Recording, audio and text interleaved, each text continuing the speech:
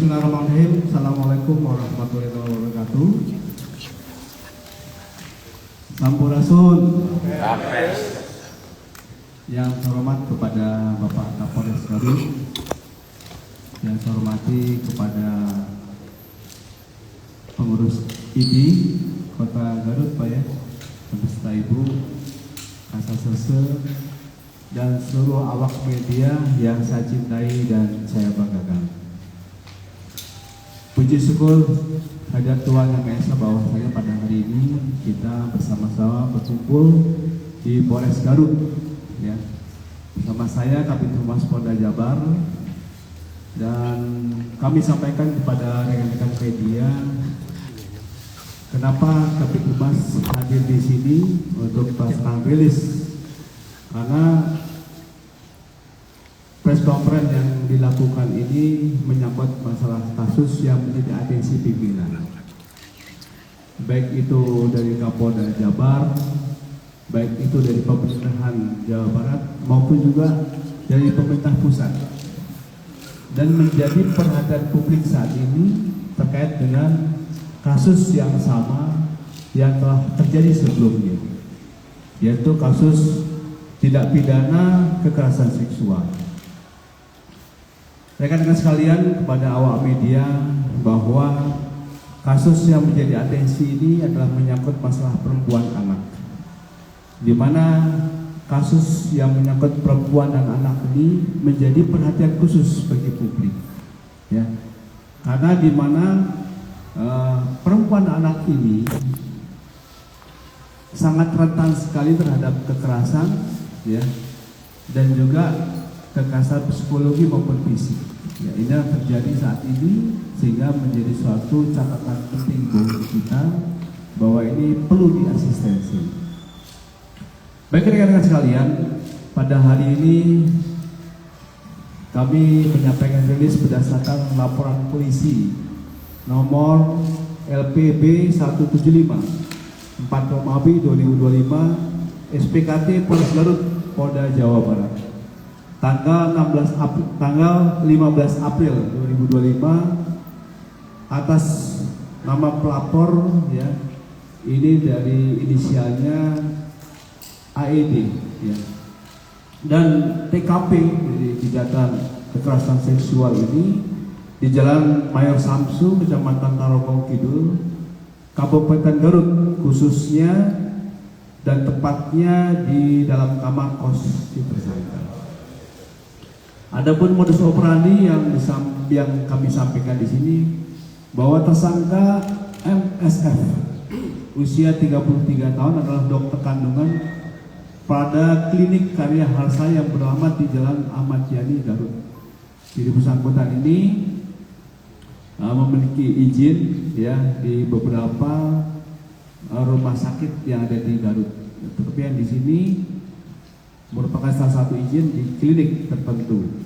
Nah, kemudian modus tersangka MSF adalah melakukan suntik vaksin gonore kepada korban saudara yang berusia 24 tahun ini, yang dilakukan di luar klinik, yaitu di kediaman orang tua korban yang beralamat di Jalan Terusan Pembangunan Desa Sugagalih, Kecamatan Tarogong Kidul, Kabupaten Garut. Kemudian selesai korban melaksanakan pemeriksaan, kemudian akan pergi kembali ke rumahnya, karena pada saat datang itu yang bersangkutan ke rumah korban itu menggunakan ojek online. Kemudian tersangka ini akan pulang dan meminta untuk diantarkan ke kos-kosan si tersangka ini, ya. Kemudian sesamanya di kos-kosan, korban hendak membayar jasa suntik vaksin gonore secara tunai, tetapi tersangka menolak dan alasan malu ada melihat dan minta membayar di dalam kamar kos. Nah, ketika di dalam kamar kos ini tersangka secara paksa meraba-raba bagian tertentu dan bagian tertentu lainnya dalam baju, sehingga kuat melakukan perlawanan. Ya, ada penolakan dari si korban. Nanti secara detail akan disampaikan oleh Bapak Kapolres. Di sini tersangka jelas di keterangan kami bahwa berinisial MSF, ya. Pekerjaan dokter kandungan dengan alamat Kecamatan Regol, Kota Bandung. Ini sesuai dengan KTP. Kemudian untuk korban ini berusia 24 tahun, pekerjaan wira swasta, alamat Kabupaten Garut. Di sini dari tim Polres Garut, Reserse, atas arahan dari Bapak Kapolres Garut telah memeriksa kurang lebih 10 saksi, ya, 10 saksi yang sudah dilakukan pemeriksaan. Ini yang pertama adalah saudara korban sendiri, kemudian orang tua, ibu dari korban, ya, kemudian ini saudaranya dari korban, ya, kemudian bidan, kemudian ada dokter yang lain, bidan satu lagi, dokter yang lainnya, dan juga seorang ahli psikologi. Kemudian barang bukti yang bisa kami sampaikan di sini rekan-rekan sekalian bisa ditunjukkan oleh Pak Kapolres, ya. Kita ada bukti dari baju korban yang saat itu dipakai, ya, dan juga ada memory card, dan isi daripada memory card dan flash ini adalah rekaman korban dengan pelaku pada saat kejadian. Kemudian untuk undang-undang dan pasal, rekan-rekan sekalian, untuk undang-undang pasal ini kami tetapkan yaitu pasal 6 huruf B dan atau C, jo pasal 15 ayat 1 dan huruf B Undang-Undang RI tahun 2012. Ulangi, Undang-Undang RI nomor 12 tahun 2022 tentang tindak pidana kekerasan seksual, dan pasal 308 Undang-Undang RI nomor 17 tahun 2023 tentang kesehatan. Ini pasal yang kita kenakan kepada tersangka. Kemudian ada pun ancaman hukuman, ya, ancaman hukuman yang dipasangkan di sini adalah dipidana dengan pidana penjara paling lama 12 tahun dan atau pidana denda paling banyak Rp 300 juta. Dan pada hari ini, karena ini menjadi suatu perhatian publik banyak di media sosial dan sebagainya, kami menyampaikan kepada seluruh masyarakat, ya, untuk bisa menjaga privasi dari korban, ya. Karena di sini ketika dia sudah menjadi korban kekerasan seksual, juga korban daripada sosial yang ada di media. Nah, di sini rekan-rekan sekalian, kami telah membuka hotline, ya, buka hotline. Ini merupakan posko pengaduan, ya, bisa dicatat buat rekan-rekan sekalian di sini, dan juga kepada masyarakat yang merasa menjadi korban. Kami kepolisian ini akan sulit juga melakukan suatu tindakan legal formal secara hukum, ya, manakala yang menjadi korban ini tidak melaporkan, ya, tidak melaporkan. Dan para penggiat media sosial yang banyak telah men-share, ya, telah membuat suatu konten berita, ya, dengan melebihkan suatu peristiwa, ya, dan juga mengatakan banyak sekali yang telah merespon untuk melaporkan kepada akunnya. Ini juga telah kami profiling, ya, dan telah kita lakukan komunikasi dengan di DM langsung lah dengan cyber kami, ya, dan utamanya dari unit PPA kita dan juga Polda. Tetapi sampai saat ini yang telah konfirmasi kepada, ya, YouTuber, ya, maupun pemilik akun channel yang memblasting tentang ini, belum ada timbal balik kepada kita, ya. Nah, ini tentu saja para netizen ini juga harus bijak bermedia sosial, ya, tetapi kita juga mendukung. Kita harus ada rasa empati dan simpati kepada korban. Nah, untuk itu di samping dari berbagai multi platform, ya, yang ada di dunia maya, silakan itu menjadi rujukan untuk bisa melaporkan juga kepada kami di hotline kami ini di nomor 08111 ya 1 3 kali, kemudian 34040440. Ini nomornya cukup menarik ya. Bisa ulangi lagi nih, 08111340440. Ini Kapolres Garut memilihnya bagus sekali nih ya, nomor cantik, tapi diperuntukkan untuk pelayanan kepada masyarakat. Demikian dari saya, Kabid Humas, dan selanjutnya kami persilakan kepada Kapolres yang lebih detail untuk menyampaikan uraian singkat kejadian. Terima kasih. Waktu dan tempat kami persilakan. Baik, Assalamualaikum warahmatullahi wabarakatuh. Terima kasih, mohon izin kami menyampaikan kronologis kejadian yang terjadi. Yang dilaporkan ada laporan polisi yang tadi disebutkan oleh Bapak Kabid Humas Polda Jawa Barat. Jadi peristiwa ini dimulai pada saat korban konsultasi kemudian mendatangi sebuah klinik di Kabupaten Garut karena permasalahan kesehatan. Pada kunjungan pertama yang bersangkutan dilakukan pemeriksaan kesehatan di klinik tersebut. Kemudian selang beberapa hari, pelaku dalam hal ini dokter yang dikunjungi menawarkan untuk kunjungan praktek di tempat kediaman korban. Dalam hari ini, pada kasus ini yaitu di rumah orang tua korban. Selang 3 hari, pelaku dengan menggunakan ojek online itu datang ke rumah korban, dilakukan pemeriksaan, kemudian dilakukan juga menyuntik tadi yang disampaikan oleh Bapak Kabid Humas, dan pembayarannya itu dilakukan di tempat tinggal pelaku.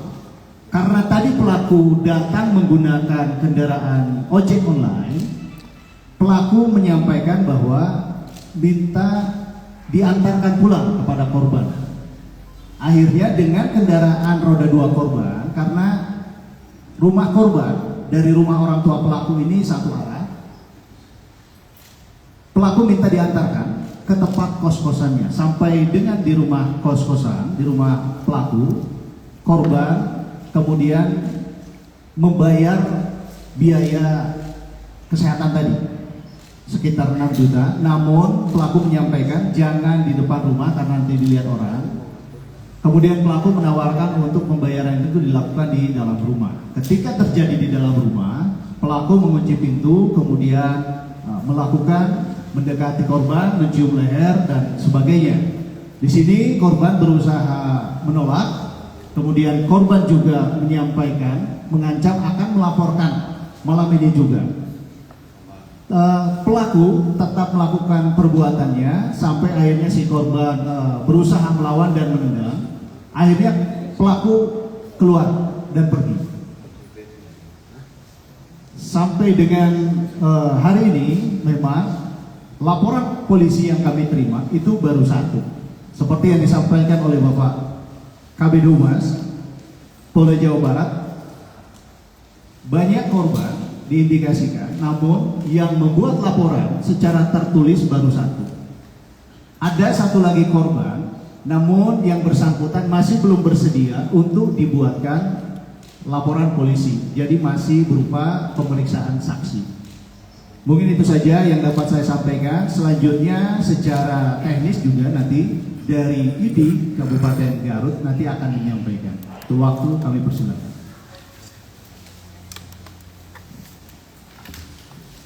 Assalamualaikum. Waalaikumsalam. Terima kasih rekan-rekan semua. Mohon izin, saya Dr. Rizky Sabratur Rahis, Ketua ID Cabang Garut. Secara pribadi sebelum memberikan hal yang lebih lanjut, secara pribadi dan organisasi ID Cabang menyatakan rasa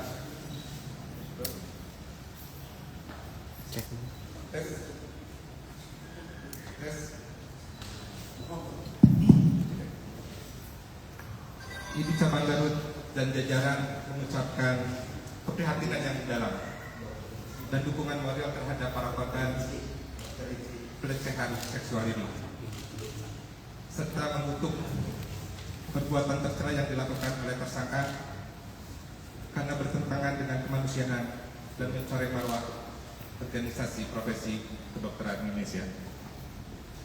Selama ini di cabang Garut juga sudah berkoordinasi dengan di wilayah untuk melakukan proses. Yang kita lakukan dalam hal ini adalah proses pelanggaran dan etika, termasuk disiplin profesi, karena beliau adalah seorang dokter. Selanjutnya, seperti yang kita lihat hari ini, menghormati dan mendukung semua proses hukum secara transparan dan berkeadilan oleh pihak kepolisian. Ke depan, ID Garut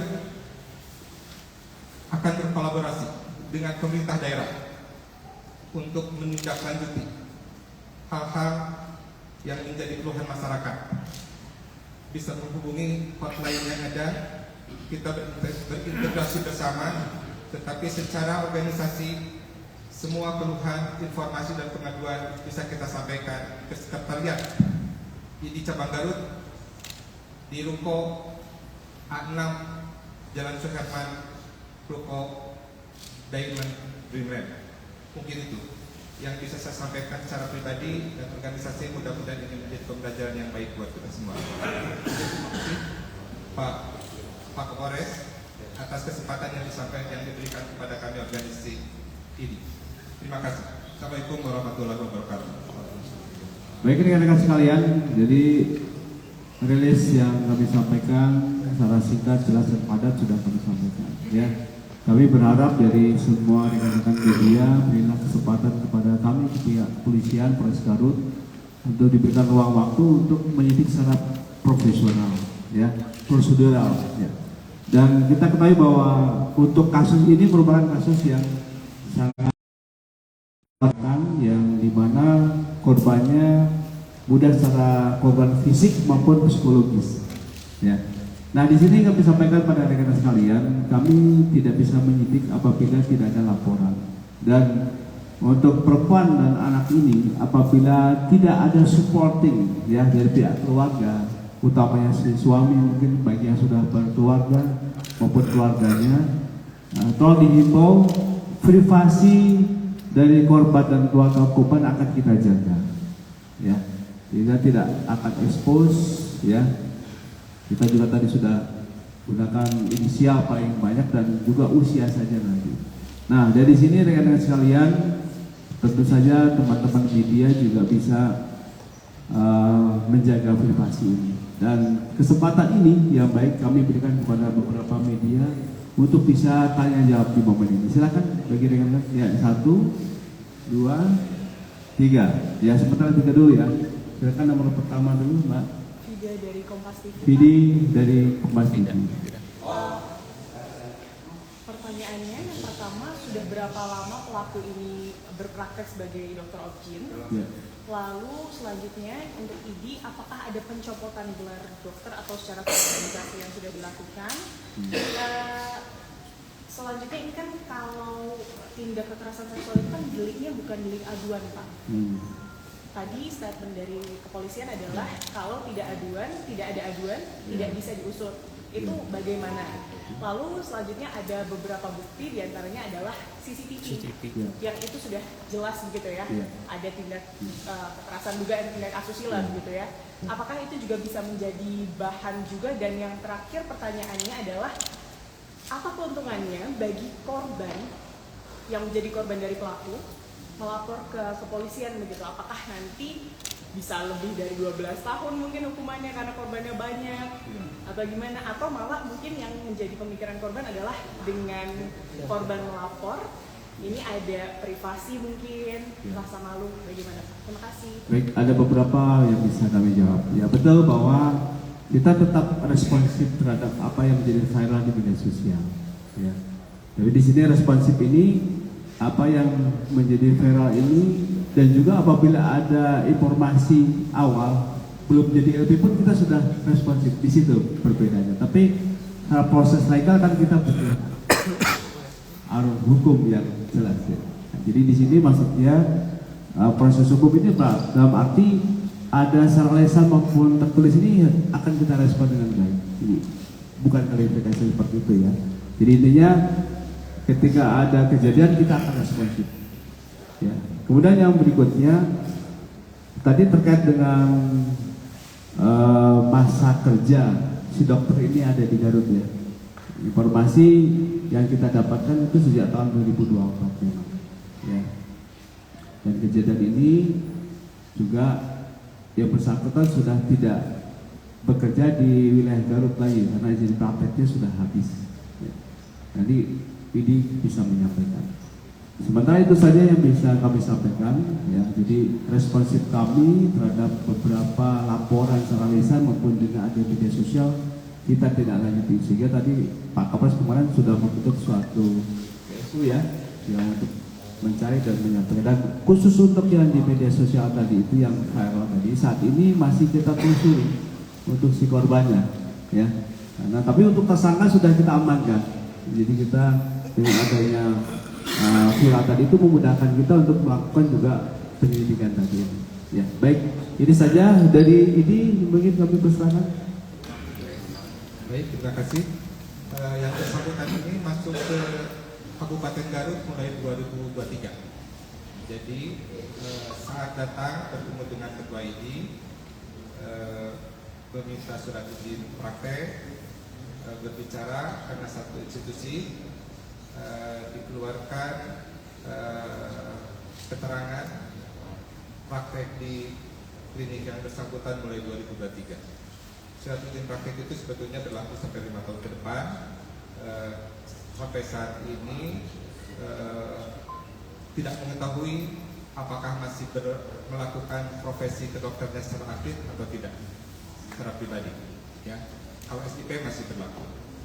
Yang kedua pertanyaannya apakah masalah pencabutan gelar. Jadi ini organisasi profesi yang konsentrasinya masalah etik ya, di masalah etik dan disiplin profesi. Ya, jadi organisasi kami etik yang kita lihat dan disiplin profesi, apakah ada hal itu aja yang kita pantau. Sedangkan urusan SPR pencabutan itu sudah menjadi ranahnya Dinas Kesehatan, Konsil Kedokteran Indonesia, mungkin yang lebih tingginya Kemenkes. Jadi sanksi dari ID Pak, sanksi dari ID Garut? Belum, karena ini kita akan selalu mengikuti proses yang sedang kita lakukan. Sampai saat ini ID cabang senantiasa berkolaborasi dan integrasi, bekerja sama dengan ID wilayah dan majelis kedokteran etik yang ada. Kita punya majelis kedokteran etik, kita pantau lagi, kita lihat kronologi, kita lihat apa yang kita pelajari, nanti mungkin akan prosesnya kita ikuti terus sampai saat ini. Baik, sebentar demikian. Silakan dari TV One. Izin Pak Kapolres, Ya. Topik dari TV One. Saya ingin tanya teknis, kalau laporan yang diterima oleh penyidik atau dari PPA itu bukan yang CCTV akhirnya, tetapi perkara tindak pidana yang lain, walaupun sama-sama melakukan pelecehan. Artinya TKP-nya berbeda dengan di CCTV yang viral ya. Satu itu. Kemudian ke ID, apakah setiap ada perkara seperti ini, model-model seperti ini, pencopotan praktek misalnya, penghentian praktek itu dikeluarkan oleh majelis atau Kemenkes? Baik, saya akan menjawab. Namun sebelum tadi menjawab itu, saya sekaligus menjawab yang belum tadi. Terkait dengan keuntungan korban melapor ya. Yang pertama itu adalah merupakan sebagian dari proses upaya hukum yang sedang kita jalankan. Yang kedua, tentu saja ini akan membuktikan bahwa perbuatan pelaku tersebut merugikan. Ada korbannya. Dan yang penting nomor 3 adalah ini juga membangun kekuatan psikologi para korban yang lainnya untuk dapat melaporkan hal ini kepada kepolisian. Itu mungkin beberapa keuntungannya kenapa korban-korban ini harus melapor. Kemudian langsung ke pertanyaan yang kedua terkait CCTV yang viral dan penanganan kasus. Memang CCTV yang viral sampai saat ini kami juga kembali sedang mendalami korban yang ada di dalam video tersebut. Identitas itu sudah kita ketahui, kami juga sudah komunikasikan. Kepada yang bersangkutan juga kami komunikasikan untuk dapat melaporkan kepada kami. Namun yang bersangkutan atau korban memang menyampaikan kepada kami, yang pertama akan menyampaikan dulu berkonsultasi dengan suami dan keluarganya. Ini yang patut kita perhatikan, menjadi atensi bahwa memang korban juga akan menjadi permasalahan pribadi ketika ini dibawa ke ruang publik. Kami menyadari itu sehingga kami pun tidak bisa serta-merta membawa korban itu ke ranah proses penyidikan. Kami hanya bisa mengimbau dan menjamin hak-hak korban, kerahasiaan identitas korban, dan perlindungan korban secara optimal oleh kepolisian. Demikian. Nanti ini. Terima kasih. Untuk masalah surat izin praktek, masalah ranah surat izin praktek itu yang menerbitkan adalah Dinas Kesehatan. Tuh. Jadi masalah pencabutan, masalah segala macam mungkin ranahnya Dinas Kesehatan. SPR ada ranahnya Konsil Kedokteran Indonesia. Nah, itu aja. Jadi ini hanya membatasi masalahnya di etik dan disiplin profesi keilmuan. Hanya itu saja yang kita lakukan di organisasi profesi. Terima kasih. Baik, tadi kita kembali untuk menguatkan jawaban dari Pak Kompas tadi, tidak ya. Jadi keuntungan apabila dari pelapor ini kepada pihak kepolisian. Jadi manakala pelapor ini ada lebih dari satu, di konstruksi hukumnya akan berubah. Ada suatu penguatan daripada konstruksi hukum itu dengan pasal penguatan itu, di mana pasal penguatan ini yang sudah ditetapkan oleh sebagai pasal pokok, ya. Nanti ada pasal tambahan manakala ada 2 atau 3 korban lainnya. Konstruksi hukumnya akan bertambah menjadi Jo 64, ya, undang-undang RUU baru tentang perbuatan yang berulang. Sehingga tadi konstruksi hukumnya tuntutannya juga akan semakin kuat, sehingga maksimal kan. Jadi yang tadi disampaikan oleh beliau tadi, inilah jawabannya.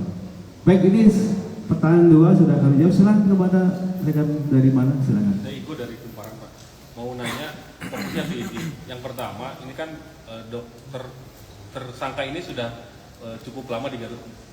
Yang pertama pertanyaan saya, itu dia praktek di rumah sakit dan klinik mana saja, atau dia sudah ini? Kalau melihat beberapa kegiatan, kalau tidak salah dia juga suka melakukan safari kegiatan keobjinan di beberapa puskesmas, hampir seluruh puskesmas di Kabupaten Garut. Itu yang pertama. Yang kedua, apakah memang kasus serupa ini sempat dilaporkan sebelumnya? Karena informasi yang kami terima di lapangan bahwa ID Garut bahkan menyebut bahwa Ketua ID Garut pun sempat melaporkan koordinasi dengan pihak terkait pernah menerima aduan adanya dugaan pelecehan seksual yang sempat diceritakan oleh warganet di Twitter, kemudian berkoordinasi. Apakah kemudian proses itu berlanjut sehingga kemudian narasi itu yang kemarin viral di media sosial? Terima kasih. Terima kasih. Pertanyaan pertama, praktek di mana saja SIP? Berdasarkan data yang kita ketahui, SIP itu Dinas Kesehatan yang mengeluarkan, sementara kemarin bertugas di Rumah Sakit Malangbong, yang kedua di KDHAS. Itu yang kita ketahui berdasarkan SIP yang berlaku. Jadi hanya situ, itu aja. Hanya 2, Pak. Masalah dia melakukan roadshow. Roadshow itu merupakan kegiatan keilmuan kita. Saya secara pribadi SPOG ini melakukan roadshow ke 67 puskesmas untuk membina semua puskesmas. Di sana ada proses pembelajaran, mungkin itu hanya surat tugas dari Dinas Kesehatan untuk membina puskesmas terkait. Memang dibagi, terutama di wilayah kerjanya Garut Timur, itu yang saya ketahui. Yang kedua, masalah apakah ada pernah ada aduan atau yang diketahui menindaklanjuti ketua ini belum. Saya ketua ini dari 2022 saya diangkat ketua ini, sampai saat ini belum ada keluhan, belum ada aduan. Jadi saya tidak mengetahui ada masalah ini sampai 3 hari yang lalu. Mungkin begitu. Lanjutannya kan kalau tidak salah juga ada wawancara dengan Dinas Kesehatan bahwa ada proses sempat terjadi case serupa tapi kemudian diselesaikan secara keluarga. Apakah kemudian ada proses koordinasi itu atau memang itu hanya proses di luar ID atau ID tidak dilibatkan dalam proses itu? Tidak, ID tidak pernah dilibatkan dan tidak pernah mengetahui proses aduan seperti ini. Yang kita lakukan adalah lebih banyak koordinasi bagaimana menurunkan angka kematian ibu dan angka kematian bayi dari profesi ID, termasuk saya pribadi di Rumah Sakit RSUD Garut. Itu aja. Terima kasih. Baik, sesi kedua kami buka lagi 2 pertanyaan. Baik. Baik, Pak juga. Oke, silakan. Berarti kedua, satu lagi tadi. Oh ya. Baik, silakan. Pak Putri dari Iwan mau bertanya, mungkin lebih dijelaskan lebih dalam dari kepolisian sendiri pendalaman pelakunya, apakah memang sudah ada pengakuan gitu Pak melakukan ini sejak kapan dan kira-kira adakah korban gitu Pak dari tindakan pelaku itu. Dan yang kedua mungkin ke Ibu Pak, kalau dari Ibu sendiri sebenarnya memang seperti apa prosedur pemeriksaan khususnya untuk dokter kandungan gitu Pak. Kalau kita lihat dari video yang viral kan memang itu di ruangan itu hanya berdua dengan pasien. Apakah memang tidak ada pendampingan dari perawat? Bisa dijelaskan? Saya tabung tapi sekaligus langsung pertanyaan kedua, silakan. Tadi disebutkan ada barang bukti untuk flash disk. Ya. Apakah flash disk ini milik korban ataupun milik pelaku? Kemudian di dalam flash disk ini apakah rekaman video asusila tersangka ataupun bukti lain? Baik. Baik, terima kasih. Ini kita fasilitasi, nanti kami berikan kepada Kapolres Teknis dan juga ID. Silakan. Baik, yang terakhir saya coba jawab yang terkait BB flash disk ya. Itu BB flash disk itu adalah kopi dari decoder CCTV yang sempat viral dan isinya adalah yang viral itu tadi, yang sempat menjadi viral di media sosial. Decoder dan peralatan sudah kita amankan. Kemudian kita juga copy untuk keaslian untuk mencari apakah video tersebut identik dengan apa yang viral selama ini. Kemudian tentu isinya itu terkait yang viral antara korban dan pelaku, yang dimana salah satu korban sampai saat ini kami masih komunikasikan secara intens dan kami menghimbau untuk beliau dapat membuat laporan secara tertulis ke kepolisian agar proses permasalahan dan proses penyidikan bisa tuntas. Kemudian yang kedua dari TV One bahwa pelaku sejak kapan? Memang dari hasil pemeriksaan sementara pelaku hanya mengakui sekitar 4 kali dari hasil pemeriksaan sementara. Namun kami masih mendalami, tentu dengan berjalannya waktu dan nanti korban-korban yang akan melaporkan, tentu kami akan memeriksa kembali berapa korban yang memang telah mendapatkan perlakuan kekerasan seksual ini, baik di tempat fasilitas kesehatan maupun di luar fasilitas kesehatan. Jadi untuk sementara yang diakui oleh pelaku itu sekitar 4. Baik, terima kasih. Ini secara pribadi belum pernah dan belum sempat bertemu dengan MSF. Yang bisa kita lakukan menilai dari bukti yang viral aja. Jadi secara kronologis saya sudah temukan, saya berkoordinasi dengan di wilayah, melaporkan secara kronologis apa yang kita dapatkan berdasarkan anamnesis pengumpulan data yang kita punya dan kita laporkan di wilayah. Mungkin ini akan ditindaklanjuti oleh Majelis Kedokteran Etik Kedokteran nanti. Ya. Yang kedua, pendampingan. Nah, masalah pendampingan ini ada 2 sisi, dari sisi pasien dan dari sisi kita pelaksana. Kalau secara pribadi dari dokter etik, selama proses pemeriksaan itu, selama proses pemeriksaan, apalagi kita dokter laki-laki didampingi, biasanya oleh tenaga kesehatan atau tenaga kesehatan perempuan, sebaiknya nyamannya itu perempuan. Tetapi pada prosesnya, pada proses lain, pendampingan hak pasien untuk didampingi oleh keluarga, didampingi oleh siapapun, termasuk pada proses diskusi penyakit. Apakah asisten kita berhak tahu masalah penyakit yang diderita oleh pasien? Ini menjadi hak yang berbeda antara dokter, hak dokter sebagai pelaksana dan hak pasien. Biasanya kita lakukan nakes bisa lebih jauh. Jadi kita bisa membicarakan hal-hal yang lebih teknis yang mempunyai menjadi private pasien, kita layani sesuai dengan keinginan pasien. Dan itu mungkin hak pasien. Jadi kita hormati hak pasien, hak kita sebagai tenaga profesi dokter. Terima kasih. Baik, saya kira demikian. Nanti manakala rekan-rekan masih ada beberapa pertanyaan, nanti ditampung oleh Kasihumas kita dan akan kita jawab secara lengkap. Baik, terima kasih. Kita tutup untuk press kita hari ini. Wabillahi taufiq wal hidayah. Wassalamualaikum warahmatullahi wabarakatuh.